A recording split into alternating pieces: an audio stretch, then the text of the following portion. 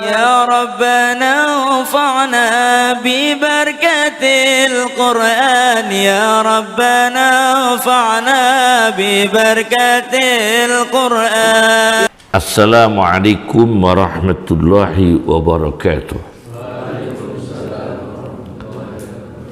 Bismillahirrahmanirrahim. Hamdanillah, salatan wassalaman ala sayyidina Muhammad ibn Abdillah Rasulillah wa ala alihi wa sahbihi wa man tabi'a hudah, amma ba'd.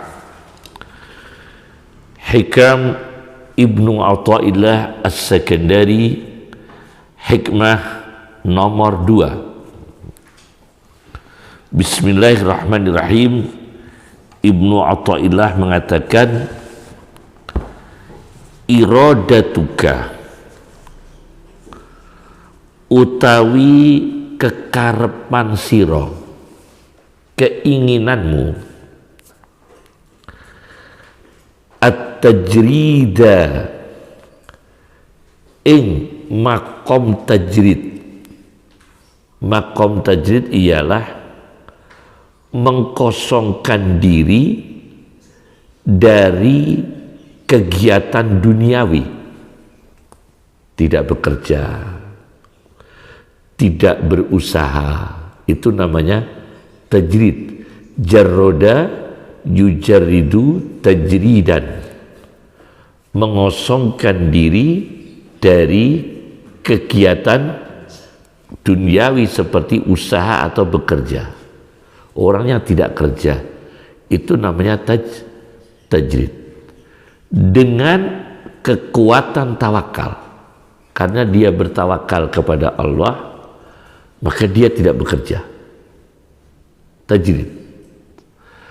Karena dia diberi karamah Allah, rezeki yang datang sendiri tanpa ada jerih payah. Ada memang ulama tertentu seperti yang dialami oleh Maryam, kullama dakhala 'alaiha Zakaria al-mikhraba wajada 'indaha rizqa. Ketika Nabi Zakaria masuk di kamar ruang kecilnya Maryam, selalu ditemukan rezeki. Zakaria selalu menemukan rezeki di kamarnya Maryam. Maryam tanpa usaha. Nah, ini orang namanya punya karamah. Tentunya orang yang punya karamah, makanan dia tanpa usaha, karena Allah mengirimkan makanan kepada orang itu. Dialami oleh Maryam. Nah, itu namanya makom yang dimungkinkan orang melakukan makom tajrid, mengkosongkan diri, tidak bekerja, tidak berusaha, ya. Tapi kita ini belum waktunya. Kita masih orang biasa, masih butuh kerja. Seperti saya, kalian ini orang yang level-level umum, masih butuh usaha. Ada yang jualan pecel lele, Bos Faiz. Ada yang jualan usaha percetakan, Munir. Nah, ini usaha. Ada yang bekerja seperti travel umroh. Nah, ini kerja namanya. Orang yang masih waktunya bekerja, dia ingin makom tajrid. Kalau makom tajrid tidak bekerja, padahal dia masih waktunya bekerja. Ma'a iqamatillahi, sertane ulien nempatno Allah. Ma'a iqamatillahi, sertane ulien nempatno Allah. Iyaka ing iya ira, diri masih ditempatkan Allah, fil asbabi ing dalam pira-pira sabab. Apa? Sabab datangnya rezeki, yaitu bekerja. Tulis fil asbabi dalam pira-pira sabab. Sababnya datangnya rezeki apa? Bekerja.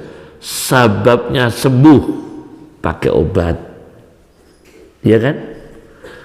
Sababnya kita ini selamat mengendarai, pakai pengaman, pakai helm.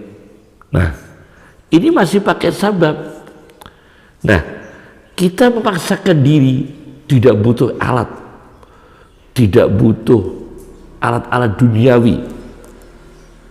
Iku minas syahwati, setengah saking syahwat, al khofiyati kang samar, itu nafsu itu nafsu ingin meninggikan diri, udah usah kerja, padahal masih waktunya bekerja, masih tingkat orang biasa. Iku minas syahwati, saya syahwat al khofiyati kang samar. Kemudian wa iradatuka, utawi keinginan keinginanmu dibalik al asbaba ing sebab-sebab. Apa sebab? Sarana-sarana. Sebab-sebab itu apa? Sarana-sarana. Tulis ya, sebab itu sarana, seperti kerja, ke dokter, usaha. Kamu pakai sarana, padahal tanpa sarana Allah telah menjamin. Ma'a iqamatillahi, sertane uliye nempatna Allah, ma'a iqamatillahi, sertane uliye nempatna Allah, iyyaka ing iya ira, Allah menempatkan fit tajridi ing dalam makom tajrid, yaitu mengkosongkan diri dari pekerja, mengkosongkan diri dari sabab-sabab duniawi. Itu tajrid. Kalau masih pakai duniawi namanya asbab, sebab-sebab duniawi. Kalau sudah tidak pakai alat-alat duniawi namanya apa? Makom tajrid. Apa tajrid? Mengkosongkan diri, tidak pakai apa? Sarana duniawi. Nah, kalau pakai sarana duniawi namanya asbab, ya. Nah, ini kita tingkat wali misalnya, tingkat tinggi, sudah dijamin oleh Allah, datang sendiri rezeki itu, ya tidak usah kerja misalnya. Iku in khitatun, kalau bekerja turun derajatnya, levelnya turun. Iku in khitatun, menurun anil himmati, saking himmah itu cita-cita, al-aliyati kang tinggi, al-aliyati kang tinggi. Nah, dalam hikmah yang kedua ini kami membuka syarah hikam karya Profesor Dr.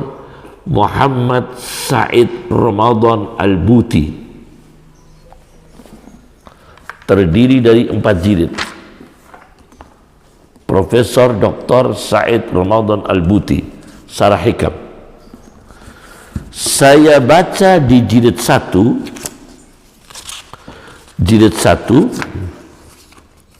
halaman 41. Beliau menyontohkan orang yang salah memilih makom tajrid, tidak bekerja. Beliau contohkan orang yang punya keluarga, punya istri, zaujah, punya anak, aulad. Kemudian dia ingin memaksakan diri untuk level tawakal total. Dia tidak bekerja. Alasannya Allah telah menjamin rezeki. Kemudian dia salah memahami ayat Allah, fabtaghu indallahi rizqa, maka carilah rezeki di sisi Allah. Maka dia memahaminya, jangan cari rezeki dari manusia. Fabtaghu indallahi rizqa, maka carilah rezeki di sisi Allah. Ayat Al-Ankabut. Dia tidak kerja, tidak mau usaha, cari rezeki langsung dari Allah, jangan dari manusia, kata dia. Ini orang perlu dinasihati, tidak bisa tidak. harus dinasihati bahwa kamu memaksakan diri, mengkosongkan diri dari sarana duniawi, tidak mau bekerja, tidak mau berusaha. Ini minasyahwatil khafiyah, termasuk keinginan nafsu yang samar. Itu ada unsur nafsunya, ada unsur syahwatnya, memaksakan diri seolah-olah tawakal tingkat tinggi, padahal dia itu masih tingkat harus bekerja karena punya istri, punya anak, punya keluarga. Mas'uli rajulun ana tawahu bihi mas'uliyata usrah, kata Muhammad Said Ramadan Al-Buti, seorang laki-laki yang Allah menggantungkan pada dirinya tanggung jawab keluarga. Akramahu bizaujah, dimuliakan Allah punya istri. Akramahu ba'da zaujah bi aulad, dimuliakan Allah setelah istri punya anak. Nah, nih.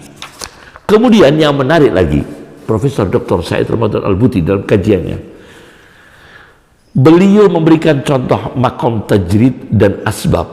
Kalau tajrid itu apa? Mengkosongkan diri dari duniawi, tidak bekerja. Kalau asbab, pakai sabab-sabab dunia, yaitu bekerja. Beliau menyontohkan dengan contoh yang sangat bagus ketika sekelompok orang menunaikan ibadah haji.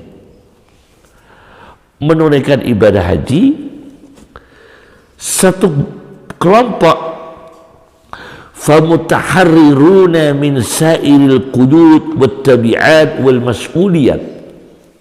Satu kelompok orang haji tidak ada tanggungan apa-apa. Tujuannya hanya meruni haji, tidak terikat sebagai petugas kesehatan, tidak terikat sebagai petugas administrasi, tidak terikat sebagai petugas di bandara. Wat tabi'at, tidak punya tanggung jawab. Wal mas'uliyat, pertanyaan-pertanyaan, tanggung jawab tidak punya. Maka orang ini tajrid, kata Said Ramadan, Muhammad Said Ramadan Al-Buti, maka ibadah di Mekahnya bisa tajrid. Mutafarrihuna li adai hadhihi syairah, dia bisa fokus pada ritual haji. Mukbilun ila mazidin minal ibadat, dia bisa aktif memfokuskan menghadap tambahnya ibadah wal qurbat, dan mendekatkan diri kepada Allah, total ibadah. Karena dia bukan dokter, karena dia bukan petugas. Wa amma ba'dun minhum fa'atibba, tetapi dan sebagian dari mereka yang pergi haji ada dokter. Unitat bihim mas'uliyatur ri'ayah al-jismiyah, dokter-dokter yang ditugaskan mengawal jamaah haji itu punya tanggung jawab menjaga fisik lil hajij, bagi jamaah haji. Wa mu'alajatu man yata'arraduna minhum lil alam, dan mengobati orang-orang yang menghadapi sakit di antara mereka yang haji. Awil asqam, berbagai penyakit. Au muta'ahidun, orang-orang yang memelihara. Nah, ini dua kelompok. Dokter makom asbab, karena dia di sana tidak bisa fokus ibadah murni, tidak bisa memfokuskan ibadah, dia harus ngopeni orang-orang sakit. Nah, ini asbab. Dia makomnya makom asbab, masih urusan duniawi. Ibadah iya, urusan duniawi iya. Tapi kelompok pertama yang tidak punya tanggungan tugas apa-apa, dia fokus ibadah, namanya tajrid. Ini menurut Profesor Dr. Said Ramadan Al-Buti. Nah, ini masalah yang pertama. Kemudian pengarang Hikam Ibnu Athaillah itu punya kitab berjudul At-Tanwir fi Isqatit Tadbir. Ini kitab yang sempat menjadi polemik dunia. At-Tanwir fi isqatid tadbir, yaitu orang yang tidak perlu manajemen. Manusia tidak usah mengatur, serahkan yang mengatur Allah Subhanahu wa taala. Isqatid tadbir, menggugurkan mengatur. Tidak usah kita mengatur. Ini seolah-olah orang akan menuduh Ibnu Athaillah ini fatalistik. Tidak. Ibnu Athaillah bukan penganut fatalistik. Karena di kitab hikam dia masih mengakui makom asbab, makom kasbi bekerja. Beliau masih melegalkan orang bekerja, masih mengarahkan. Memang kalau waktunya masih fase bekerja, bekerja. Masih fase usaha, masih fase ikhtiar. Meskipun beliau punya kitab fi isqatid tadbir, menggugurkan mengatur. Memang dalam kitab ini saya baca di halaman 55. Sebelum saya baca, saya sampaikan dulu bahwa di dalam Al-Quran putaran yang terjadi di dunia ini, miskin, kaya, sakit, sehat, menang, kalah, menderita, bahagia, suka, duka, kemudian manis, pahit, dan sebagainya, kaya, miskin, dan sebagainya, itu yudabbirul amra. Semua Allah yang mengatur. Al-Quran mengatakan yudabbirul amra, Allah yang mengatur semua perkara. Ayat yudabbirul amra ini sampai 4 kali dalam Al-Quran. Kata-kata yudabbirul amra. Yang yudabbirul amra 3 kali di surat Yunus ayat 3, surat Ar-Ra'd ayat 2, surat Sajdah ayat 5. Kemudian satu ayat lagi, wa may yudabbirul amra, siapa yang mengatur perkara? Allah. Ini surat Yunus ayat 31. Berarti kata-kata yudabbirul amra, dabbara yudabbiru tadbir, artinya mengatur, itu Allah 4 kali dalam Al-Quran. Nah, di sini ada komentar dari Ibnu Athaillah Sekandari, pengarang kitab hikam, dengan analisis yang menarik saya sampaikan. I'lam, ketahuilah, anna tadbira, sesungguhnya kita ini yang masih suka ngatur, termasuk ngatur pingin punya rezeki, punya tempat usaha, ngatur warung, ngatur toko, ngatur kita menyekolahkan anak, bagaimana nanti masa depannya dan sebagainya. Aksaru toroyanihi alal ibad al mutawajjihin, kebanyakan yang punya pikiran-pikiran ingin mengatur diri itu hamba-hamba Allah yang masih level tawajuhan. Level apa? Tawajuhan, mutawajjihin, menghadap kepada Allah. Wa ahli suluk minal muridin, dan mereka ini masih tingkatan murid, masih tingkatan murid, orang-orang yang masih baru memulai berjalan di jalan Allah, tingkatan murid. Qabla rusuh fil yaqin, keyakinannya belum kokoh. Wa wujudil quwwah, belum kuat. Wa tamakkun, kokoh, belum makanah, belum mapan, belum stabil keyakinannya.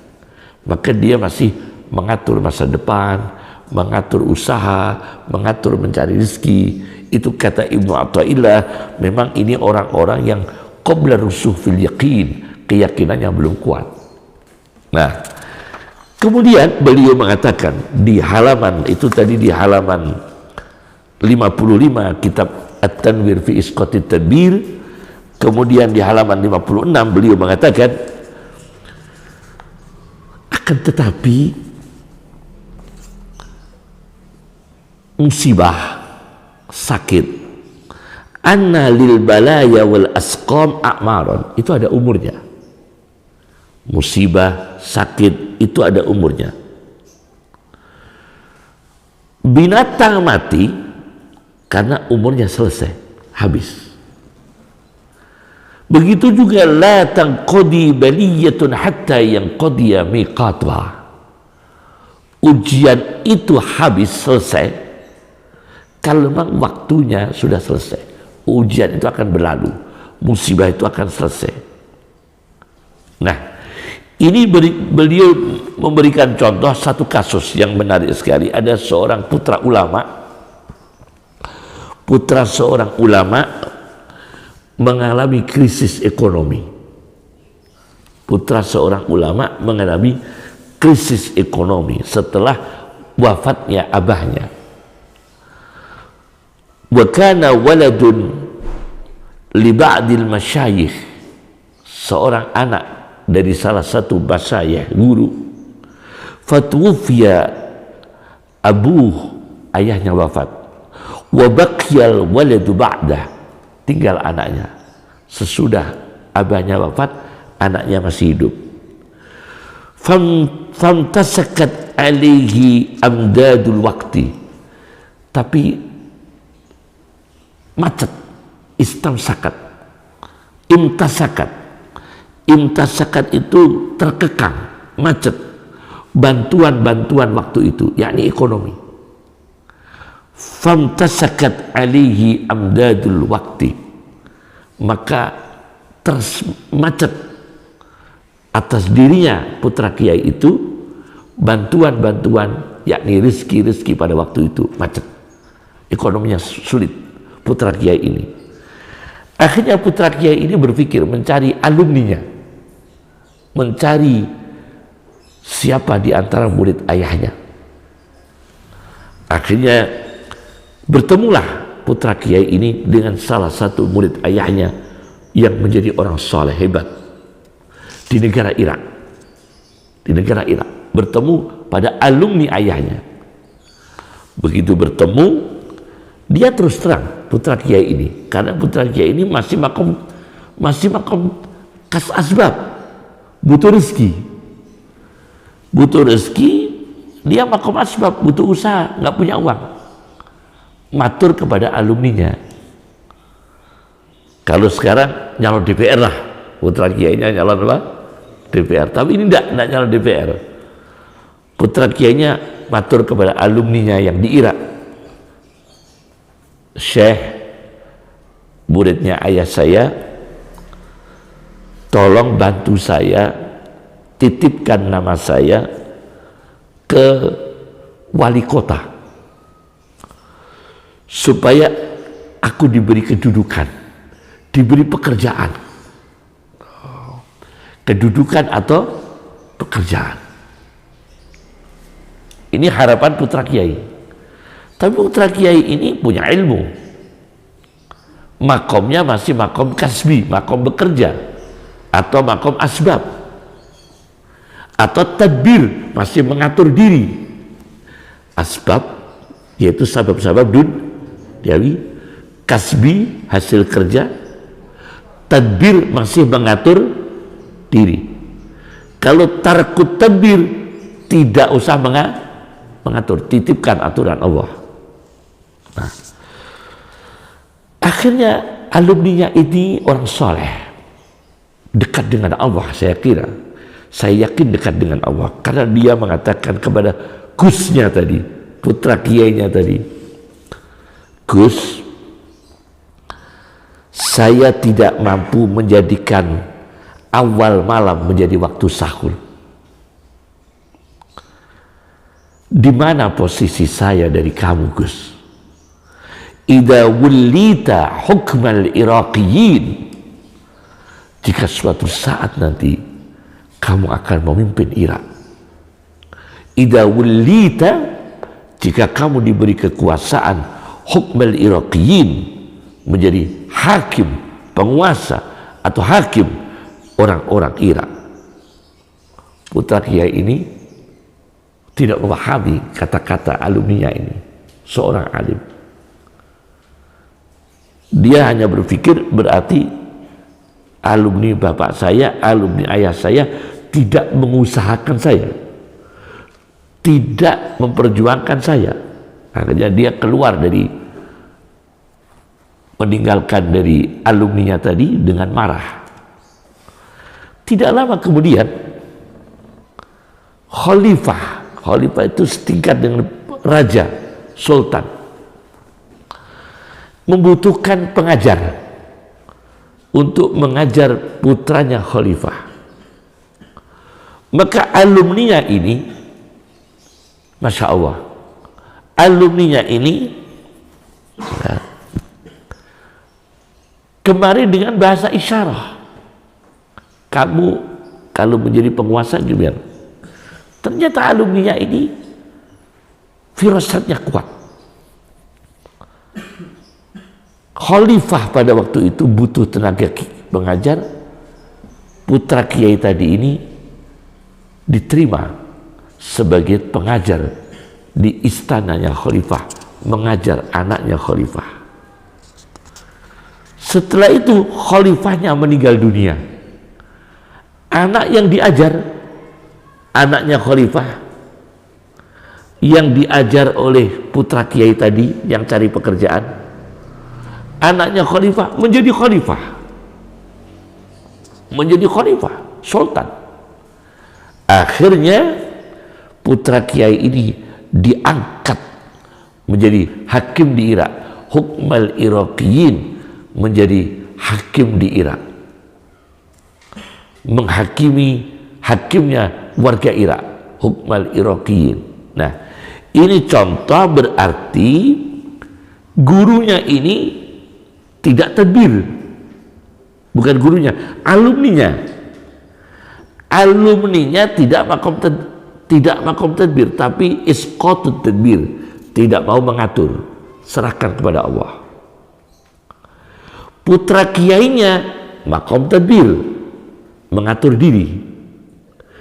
Allah mempertemukan antara yang satu butuh tadbir, butuh mengatur, alumninya sudah kuat, tidak usah tadbir, tidak usah mengatur, serahkan kepada Allah. Tapi berkahnya itu dipertemukan, putra kiai ini menjadi hakim di Irak. Nah, luar biasa ini barokahnya. Barokahnya.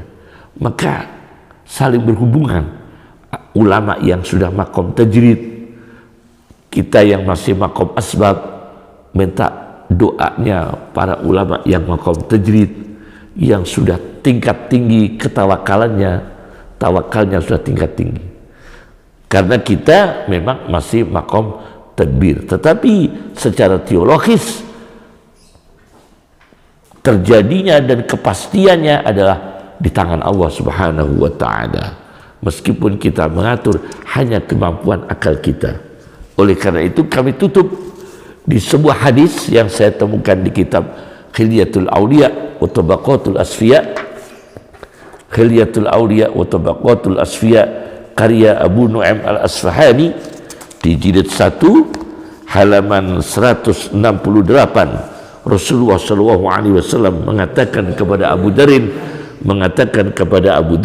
ya Abu Dar, la akla ketadbir.